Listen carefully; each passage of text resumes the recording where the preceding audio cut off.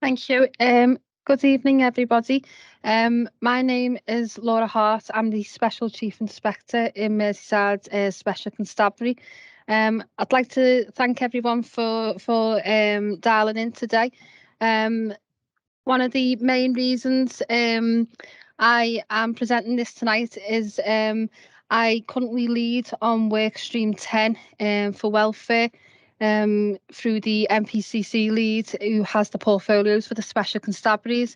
My role is I'm building a model of support and wellbeing for all special constabularies across the country. I would like to take the opportunity to thank Police Mutual, who's our sponsor for the webinars, and everybody that has took the time to put this in place. There is going to be a question and answer session at the end after our guest speakers have spoken.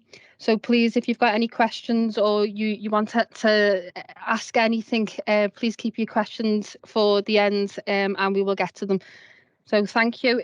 So the first guest speaker tonight is Steve Hartthorne, who's the National Chair for the Police Federation of England and Wales. Good evening and thank you, Laura. Everybody online, hi. Thanks so much for your time. I think at the moment we've got 43 participants and that will hopefully increase over the next hour. I thought it was important for me to come and speak to you today because this is the second such event.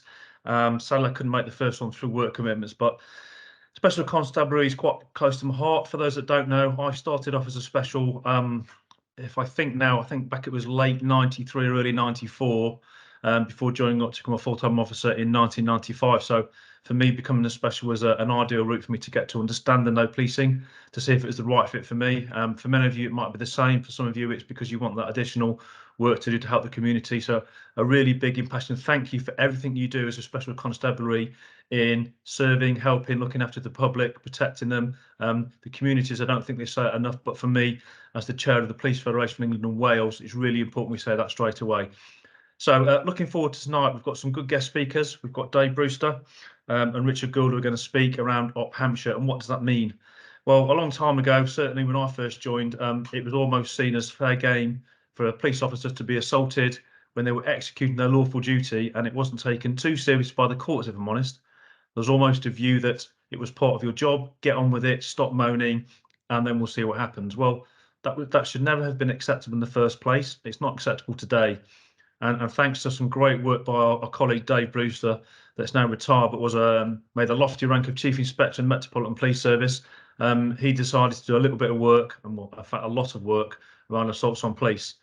And then he came to the Federation, and we saw something in it and decided to push it around the regions and across the country to see if this could gather traction, because it's such an important aspect of policing that no one has the right to assault you when you're on duty, in the execution of your duty, protecting other people.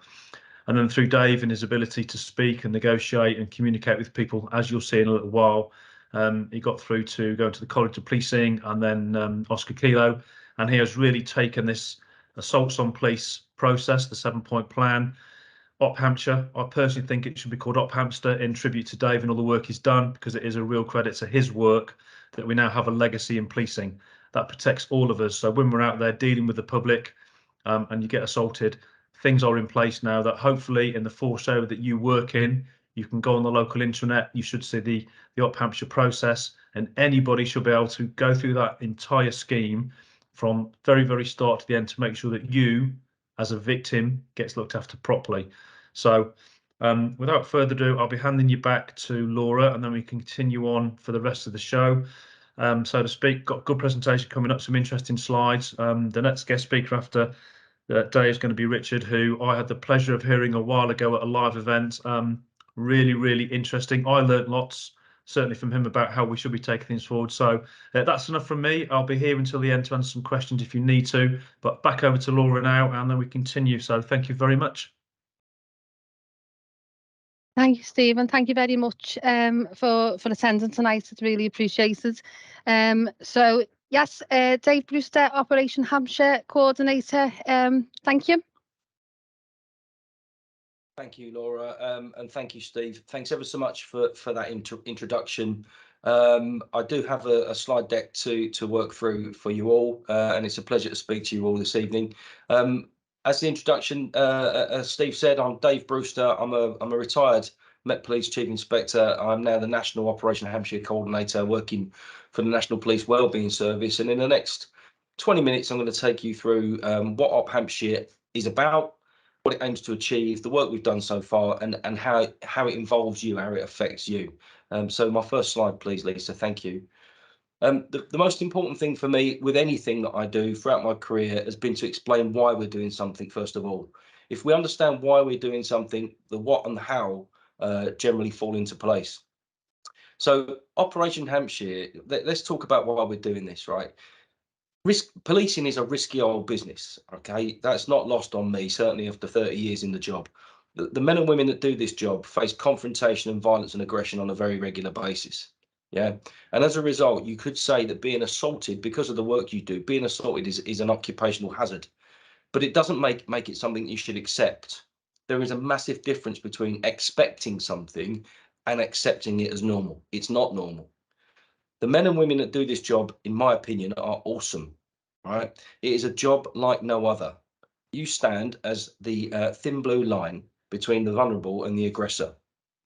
Even more so, that applies to our special constable colleagues who do this on a voluntary basis. But what's often lost is that as the people that are service providers, if you like, to victims of crime, it's often forgotten that we actually deserve to be victims ourselves. We have a right to be treated as victims. You and the job you do and the men and women that join you have absolutely the right to the best levels of victim care, well-being support and justice that we can provide for you. That's what Operation Hampshire aims to achieve. That's the idea behind it. Next slide, please, Lisa. So let's have a quick look about what Hampshire aims to achieve. Okay, none of this is overly difficult or technical. We're looking for a consistent approach to well-being support and victim care. When I say consistent, it should be the same up and down the country. There should be a standard that we follow. It shouldn't be a postcode lottery. Our colleagues deserve to be looked after, and we should have a standard that is set for every single assault. We also need to consider the impact of every assault, and I'll talk about that a little bit later. But every single assault, regardless of the injury, has a potential impact on the individual on the receiving end of it. I'll talk a bit more about that in a few minutes. We need to make sure that we pursue justice for you. I say pursue justice because these are offences in their own right. They're not lesser offences. They're not subsidiary offences. They're not bolt-ons. They are offences against you as an individual in the office of constable and you as a human being, right? And we shouldn't be dropping them, NFAing them, discontinuing them for without good reason. And if we do that and we pursue that investigation and start treating these offences as serious, we should start to see an increase in criminal justice outcomes. Now, Richard's going to talk to you about the criminal justice element, so I won't steal his thunder with that. But we want to see people held to account. We've been given legislation, we've been given sentencing powers, or the courts have been given sentencing powers. Let's try and make the best use of it. We need to understand what exactly is going on out there. It's one thing having a figure and understanding the volume of assaults, which I'll talk to you about, but we really do need to understand a bit more about the context of how these assaults are happening, who they're happening to, in what sort of environment, in what sort of interaction, so that we can learn from it and try to do something about the risk and reduce it. But the most important thing, and this comes from you folks and the men and women around you, the people who do your job with you, we need a change in culture, right? The criminal justice process starts with us, right? If we don't report something, you can't expect anything else to happen after that. The culture has to change with us, and it has to start with the fact that we do not accept these assaults as part of our job. Okay, next slide, please, Lisa. Thank you. So what have we been doing for the last few years? Well, when I stepped out of the Met and went on to secondment, in the last few years, we've achieved quite a lot to get Op Hampshire up onto a national stage. It is now a priority work stream for the National Police Wellbeing Service and the Police Covenant. For those of you who have not heard about the Police Covenant, it's a Home Office-led initiative that is looking at a number of elements of wellbeing for police officers. Operation Hampshire, thankfully, sits within that as one of its priorities. We've got an absolute top level of support from our stakeholders at the College of Policing, the National Police Chiefs Council, Unison, and obviously the Police Federation. And I will be eternally grateful to Steve for the support and just about every level of commitment that he's provided me in taking this onto the national stage. We've got a really strong network. I've got a single point of contact, an Operation Hampshire lead in every UK force. So no matter what force you work in, there is someone at Chief Inspector up to Chief Superintendent level who is your Op Hampshire lead. We've been commissioning research into understanding the impact of assaults on repeat victims, so we can do a bit more about how do we intervene at the right stages to make sure that we are looking after people and recognising that these things creep up and have a detrimental effect as the volume increases. We've raised awareness. We have a dedicated Operation Hampshire internet page. The link to that will be in the chat bar. That was slick. There'll be an Op Hampshire. There's an Op Hampshire internet page with a vast range of advice and guidance for frontline supervisors, officers, victims, etc., about how you can play your part and what we need to achieve. There's also a media campaign and new material, including a promotional video. That if you want to share that, we were lucky enough to get a proper video made, a professional video made, with narrated by Rav Wilding, which is a couple of minutes to explain what Op Hampshire, the ethos of it, what is it all about. We've been offering training to supervisors, frontline supervisors, to make sure that every time one of our colleagues is assaulted, someone can get their arm around their shoulder, figuratively or literally, to make sure they're looked after. And that all of that training material has been put into a new digital training package that will be available next month. Through the College of Policing, so you can tap into it and access it from home or from wherever, and run through the Op Hampshire package to bring yourself up to speed. A really important thing for me is that we're developing a national police officer and staff assaults data set. We understand how many assaults there are a year, but we don't know anything about the context. That's something that will be driven through an annual data requirement that's been mandated by the Home Office, and we're working on designing that as we speak. Next page. So just to give you an idea of what's going on out there, it is increasing, and I think it is a national problem. In the last year, the last financial year, the last one that's been recorded so far, there were 41,221 assaults on your colleagues, right? These are assaults recorded on the Home Office classification of assault on a constable. Now, we can see that 28% or 29% of them were assaults with injury, but the vast majority, over 70%, were assaults without injury, right?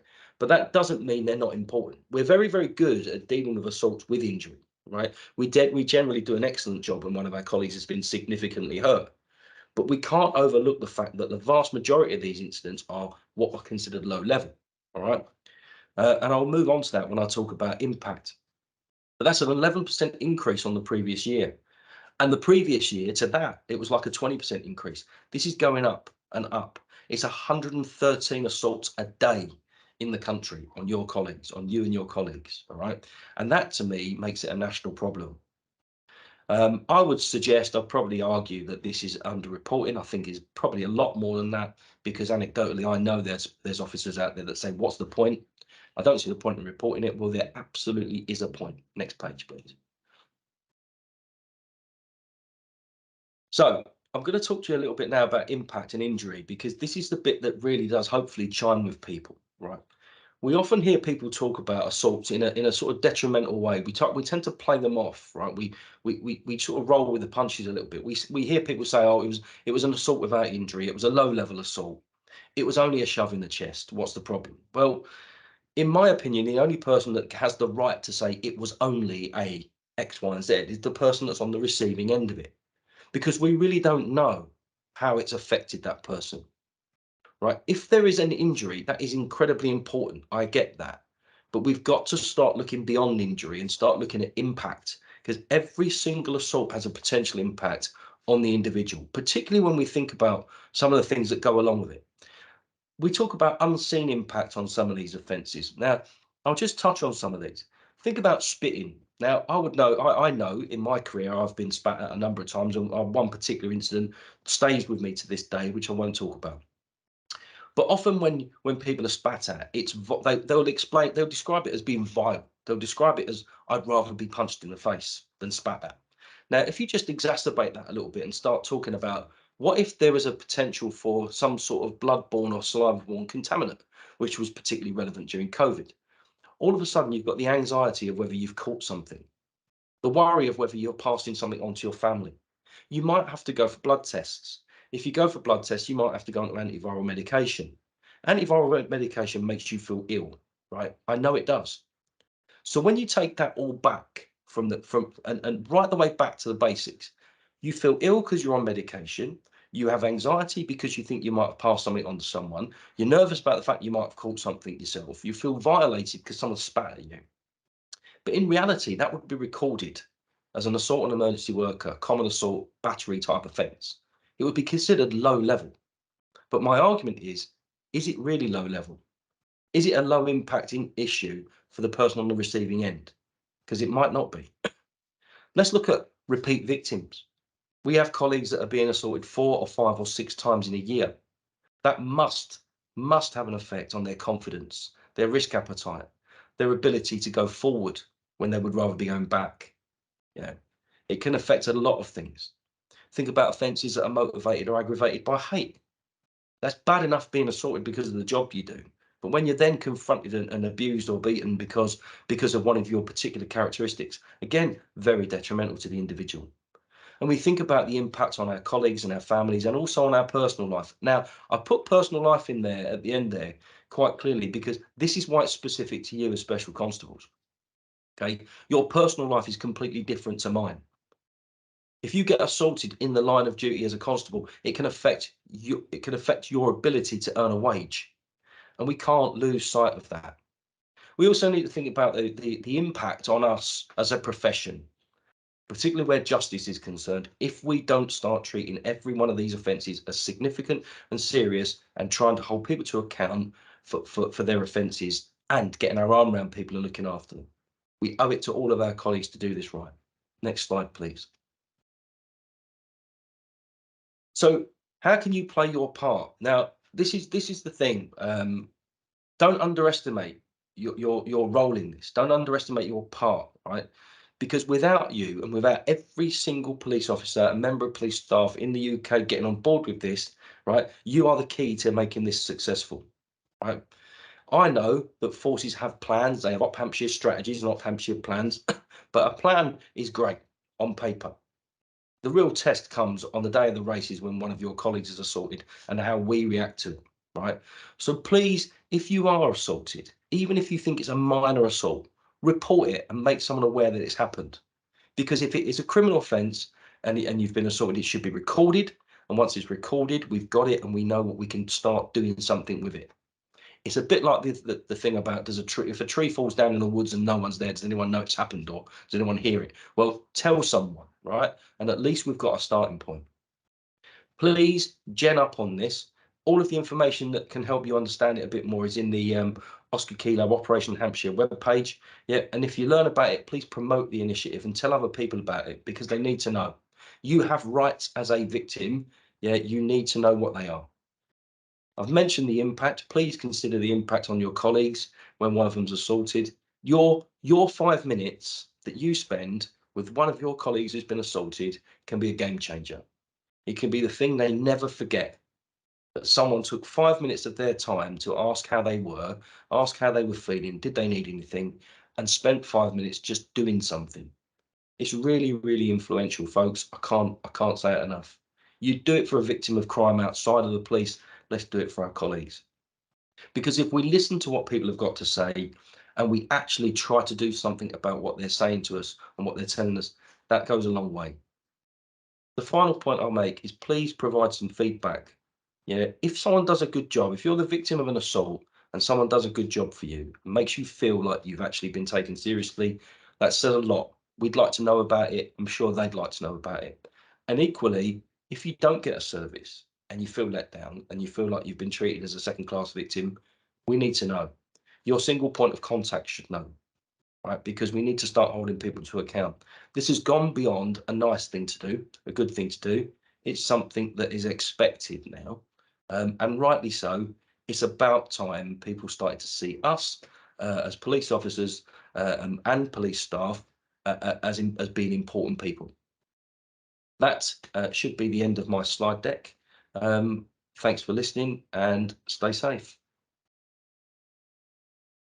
Thank you, Dave. And I can vouch for the work that you've been doing. I've done quite a bit of work with you in the past 12 months and how to improve it in relation to the Special Constabularies. So a big thank you on behalf of all Special Constabularies, really. So big thank you. Can I just remind everyone, if you've got any questions, you can either put them in the chat or wait till the end for the Q&A session. But yeah, keep them up. Our next guest is PC Richard Gould from the Met Police. He's an officer now, but he is a former magistrate. So thank you very much for joining us tonight.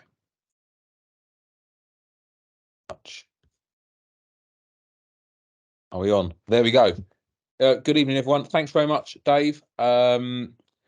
I've probably heard you speak now half a dozen times, and every single time your enthusiasm really is palpable. And having traversed the cavern of the criminal justice system to now being a police officer, it really is so apparent and so obvious why this is really, really important for people. So thank you for the opportunity to just share a few perspectives with people this evening as well, because actually there's some small steps that we can take individually and collectively that will make a massive difference when it comes to assaults on us as emergency workers and the criminal justice system. So next slide, please. So for me, there's 5 key areas when it comes to pitfalls that gets us from the unfortunate situation of being assaulted through to a successful conviction. I'm going to focus on 2 today, but I'm just going to share a few points on all of them, because some of them aren't in our control, but I think we do need to be aware of them so we can influence and we can maybe have the conversations with our supervisors and with our colleagues if we do not believe that the other dimensions are coming together in the way that they need to. The first is around supervision. Really important. We need to make sure that those around us and those that supervise us recognise the importance of managing any assaults on us in the right way. That means preserving the scene. That means the investigation taking place thoroughly. That means case files being prepared properly, getting the right CPS charge, making sure that cases go into the right gap or end gap, so guilty or not guilty anticipated plea areas. And I know as police officers, we work really hard to try and get everything together so it's boxed off and ready for somebody else to move forward. And sometimes we probably take for granted that those who are the custodians of moving that forward are going to do or be as diligent and thoughtful as we have been. So I think it's important to make sure that our supervisors do not take the path of least resistance and avoid some of the things that will really help to ensure that we get a conviction. The second is around statements. I'm going to come back to that in a minute. The third is around extended released under investigation and bail. And again, one of the pitfalls sometimes there is that we allow these cases to run on for so long that evidence is lost, victims and victims as in police officers as well, sometimes rationalize it away as thinking, God, that was so long ago, I just want to move on now. I don't want the hassle, I don't want the distraction, I don't want the extra work of having to pursue it. And sometimes we are in the unfortunate position where the statutory time limit expires. Conflicts of interest, and another area where we can get tripped up, and a diligent Crown prosecutor or a diligent defence barrister can pick holes in areas where we, for what we believe are the right reasons at the time, take particular course of action, but on hindsight they can conflict our case, and they include things like us investigating our own offences, us as police officers interviewing suspects, creating or updating crime reports, and having sight on CPS or ERO rationale that may prejudice our future victims' right to review. And I suppose as police officers, it's quite hard to let go of things, and probably even harder when we have been involved and we are victims. But we just need to be really cognizant of where that line is between being involved and being interested because you are a victim of crime, but also being or not letting go to the point of trusting others to pursue the allegation and the assault to the extent that it could cause you a problem further down the line. And the last area, which we'll come on to in a second, is court. So if you could just move on a couple of slides, that would be great.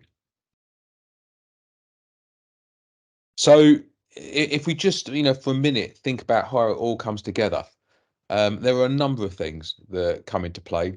Body-worn video is, having sat as a magistrate for 17 years and seen a real prevalence of body-worn video evidence over the last probably 7 or 8 years, is one of the best pieces of evidence that anyone could ever have in court.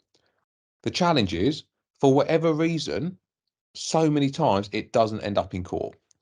And I don't suspect it's because we haven't had it on. I don't suspect it's because we don't want it to be shared. I do suspect that it gets lost in the process somewhere. And I do suspect that we probably miss the opportunity just to make sure it's where it needs to be and with who it needs to be with prior to a case taking place. And that's relevant for both sentencing when it comes to working out the severity of that sentence, but also and especially when it comes for trials. I said to Dave last year when I was still a magistrate that, having looked back over the last 12 months and look at some of the statistics that were coming out of London, which is a good proxy, I think, for criminal justice centres across the UK, only in about 34% of cases was body-worn video being exhibited as evidence. And we all know as police officers that it is only in exceptional circumstances that we would not be using our body-worn cameras to record an incident. So something doesn't seem to be right there. So if there's one thing that we can take away from this, make sure that we're using our body worn as evidence in court, because I've convicted more people based on body worn evidence because it's just binary. You did it or you didn't do it, and having to or as opposed to having to listen to lots and lots of police witnesses who sometimes tie themselves up in knots anyway. So go for the easier path on this one and make sure you've got body worn video.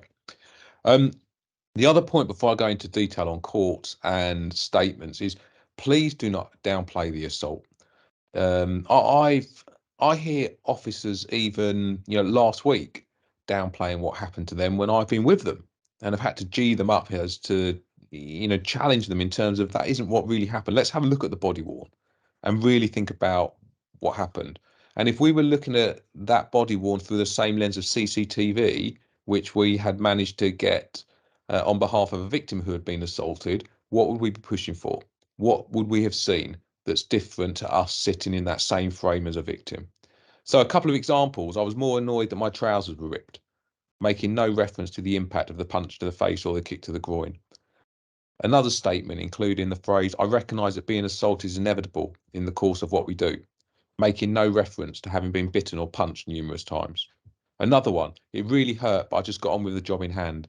He just had to be arrested," making no reference to requiring 5 stitches to a cut on the forehead. And another one, "I know it's just part of the job," making no reference to the chipped front tooth and deep lacerations to the lip. If we rationalise this sort of stuff away, we are never going to be able to protect that thin blue line and make sure that those who do commit offences against emergency workers are brought to justice and the full extent of the law is laid down, in front of them. And we are fortunate now that the maximum custodial sentence for Section 39 common assault on emergency worker is now 12 months. Clearly, more serious offences commensurate of ABH and GPH, justify and render greater sentences. But even for common assault, there are custodial sentences available, and we need to make it easier for judges, magistrates, district judges to understand where it sits in the sentencing guidelines, make rational decisions, and not make it easy for them to go with something that is not commensurate with what actually happened. So I'm going to dive into 2 areas just quickly. Next slide, please. So statements. if there's one thing where you can become an expert at as a police officer in a short amount of time, it's writing statements. I don't think there's probably one shift where you are not writing an MG11, whether it's you as an arresting officer, as a witness, or taking an MG11 from a victim. What we need to do is make sure that we do not forget that we are a victim, and a statement should be taken by another officer. We shouldn't underplay what happened. Again, just making reference to the points I made on the previous slide around some of the things you hear vis-a-vis what has actually happened to an officer. Think about the quality of evidence in the same way that we'd think about the quality of evidence from a victim. Ask yourself those questions that draw out the experience, the feelings, the impact, and the consequences of what's happened to you. Take your time. This is one time when adrenaline may not be the best thing for helping with recollection of what's happened.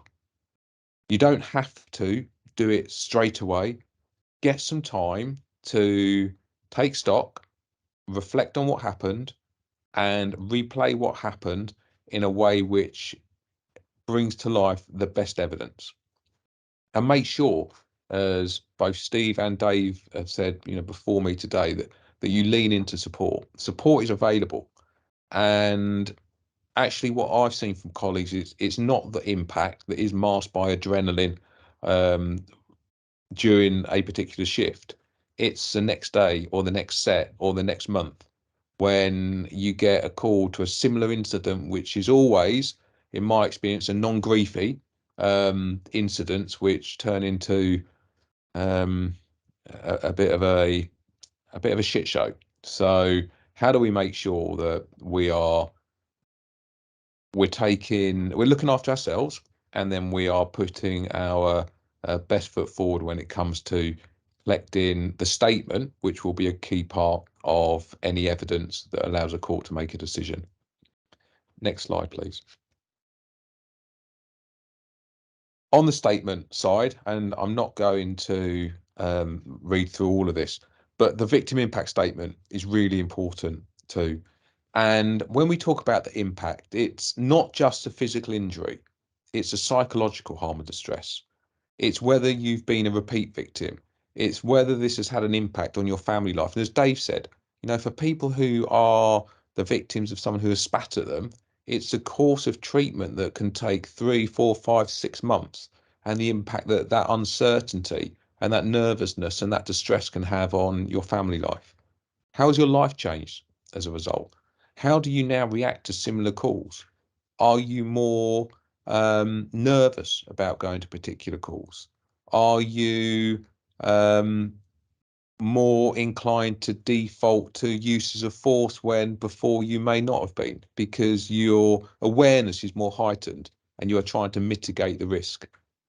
Think about the additional support that you've required and make sure you capture that in your victim impact statement, and make sure that any ongoing impact on this crime on your life is captured too. And one of the good things about victim impact statements, when you think about the amount of time it can take for cases to go to court, is that these can be written at any point. And there may be 1, 2, or 3 victim impact statements, and that's okay.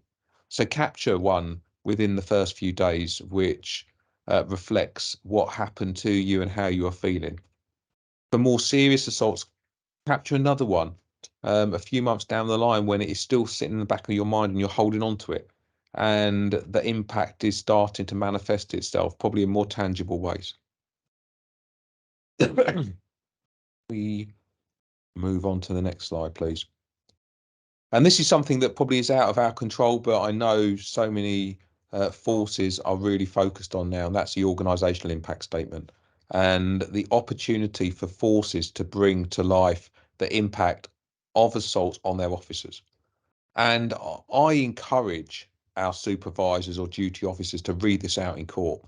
I encourage them to make it really personal to the area in which you are serving as a police officer. And there's a couple of reasons for that.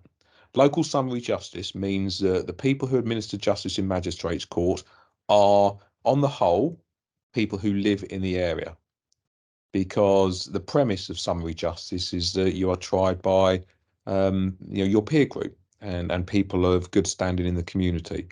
So if a supervisor or a duty officer is able to bring to life the impact of their officers not being able to deal with the antisocial behaviour that occurs every Friday night outside the chicken shop because they're now scared of what would happen to their officers, that may mean something. If they talk about the local park, which families can no longer go to, or grandparents can no longer go to with their grandchildren or children on a Saturday or Sunday afternoon because antisocial behaviour means that people have left syringes there and police officers often get assaulted there. That again brings to life the challenges that it's having on the local community. So they tend to listen. They tend to empathise more because there is an impact on them of assaults on police officers and the risk it has on police officers going to the sorts of crimes that become a nuisance for them in the communities in which they live. Next slide, please. And then court.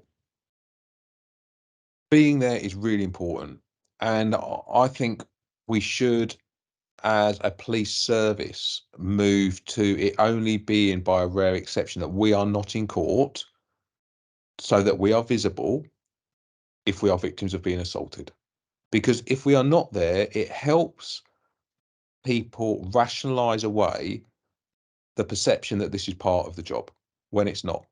Right, we need to humanize it. And the next point brings to life why this is so important, because wearing plain clothes means that we are not turning up in that uniform and the perceived armor where quite often people think, well, they're police, they should have a higher tolerance level. Oh, they're police, it's part of the job. It was only a push, it was only a slap around the face, it was only this, it was only that. Wearing plain clothes just puts you in a perception level in the same place as others in the courtroom. You're humanizing yourself more than you'd think. And as I've seen before, the police officers who come in as if they've just rushed out of the car in the middle of a call with their radios on and their PPE around their waist and everything else are far less convincing than somebody who comes in, reads their own statement in plain clothes and has an element of passion around what they are saying and an air of being a victim of something that is really, really important for the courts to deal with. Be prepared. Make sure that you've got your MG11. Make sure you've got a copy of your body-worn video footage. Make sure you've got your victim impact statement. Make sure that you've got any other supporting evidence, and especially anything that may support a claim for compensation. Why is that important? Especially for trials. Quite often, the CPS now is being staffed up by agents. They pick up, probably all the cases they're dealing with at 9:30 in the morning, go into court at 10 o'clock and read the case summary and will proceed on that basis. A defence advocate, on the other hand, will have had probably 3 or 4 meetings, had the papers for at least 28 days and will know it inside out. What we need to do is make sure that we are helping the CPS to prosecute in our favour and get the right results. And if that means we need to remind them that there is body-worn video footage, and do you need to take a short adjournment just to look at it and share it with the court, then let's do that. Let's take some responsibility for what in other circumstances would be failings on parts of the criminal justice system that should be there to support us. Likewise, a victim impact statement, get up into the box, read it out. Don't hide behind a sense of bravado. Really bring to life what it meant to you, to others, for how long, and how it affects the job that you're doing now. Next slide, please. And this is just something for us to be aware of. There are currently 2 pieces of legislation in the statutes that govern assaults on police officers and emergency workers. The first is assault in a constable in the execution of their duty. Section 89 of the Police Act 1996, maximum 6 months in custody.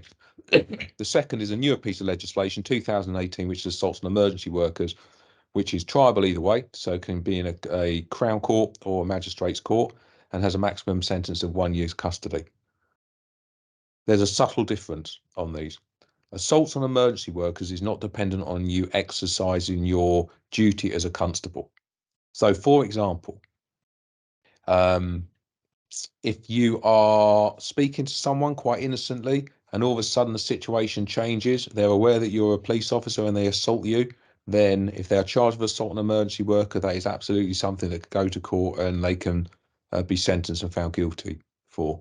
On the other hand, assaults a constable in the execution of duty is legislation that only covers assaults where you are executing your duty. So, for example, stop and search,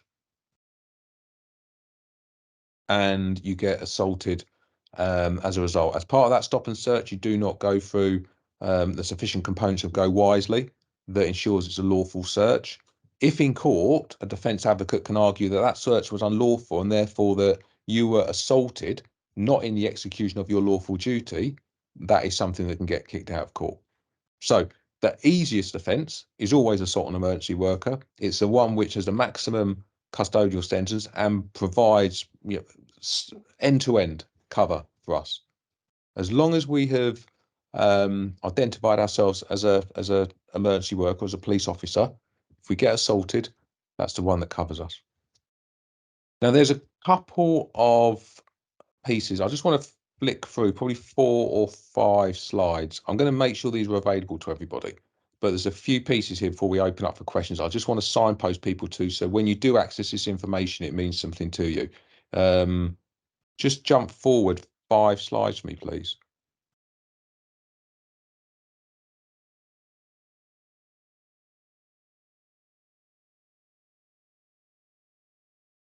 No, sorry, back up. Sorry, my fault. Back up to the one which is understanding the legislation.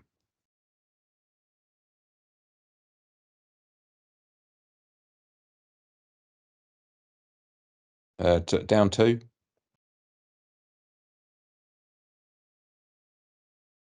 One more.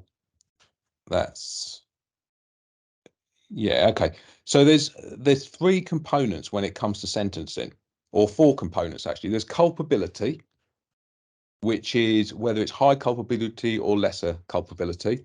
And this is all about the role that the suspect or the person who has been charged with played in the offence. Did they use substantial force? Did they prevent us calling for assistance? Was it part of group activity? And if we are aware of the things that determine whether a judge or a magistrate will determine whether this is high culpability, it helps us when it comes to our evidence. Now, let's be clear around the circumstance of that offence. You know, it was late at night. They used substantial force. They prevented me from calling assistance. It was a group activity. They used a weapon, or they used shod foot, or kicked me. Now, every one of those things moves it up the scale when it comes to sentencing. It moves it well out of, a conditional discharge or a fine or even community order, and it starts bringing it up to the custodial level. The other piece around it is harm, and there's 3 categories there, whether it's minor physical or psychological harm, which is category 1. Category 2, whether it's minor physical or psychological harm or distress. So, sorry, category 1 is more than minor, category 2 is minor, and category 3 is not very much or low. So, we should think about the number of injuries, severity of the injuries, the pain suffered, the amount of time that it's taking you off work as a result of what's happened. And the most important part that I think we need to make sure we are aware of is aggravating factors. Again, when it comes to sentencing people for these offences, there is a structured sentencing process that people have to go through.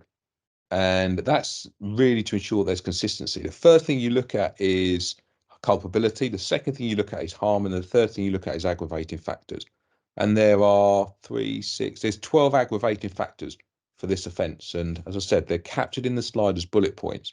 And they include things like deliberate spitting or coughing, offence committed in prison, which is probably not relevant for us, but presence of children, offence committed in a domestic context, abuse of power and opposition of trust, steps taken to prevent the victim reporting an incident or obtaining assistance. So if we're aware of where it sits in terms of culpability, if we're aware of where it sits in terms of harm, and we are aware of where we are on aggravating factors, it allows us to make sure that we are positioning what happened to us in the best possible light for when it comes to structured sentencing decisions to be made, that people get the right sentences. Because I know and I hear time and time again the frustration from colleagues about assaults that by the time it gets to court, they're getting a conditional discharge, or it's being no further action because there's a more serious offence. If we make sure that we are capturing exactly what happened to us in a way that can be interpreted by the judicial system commensurate with the sentencing guidelines, I personally think and have seen, better sentencing for these kinds of offences. So I'm going to stop there now because I'm keen to make sure we do open this up for questions for people as well. And as I said, the slides are available. More than happy to share my contact details. If anybody has any questions around it, then more than happy to pick them up offline with people as well.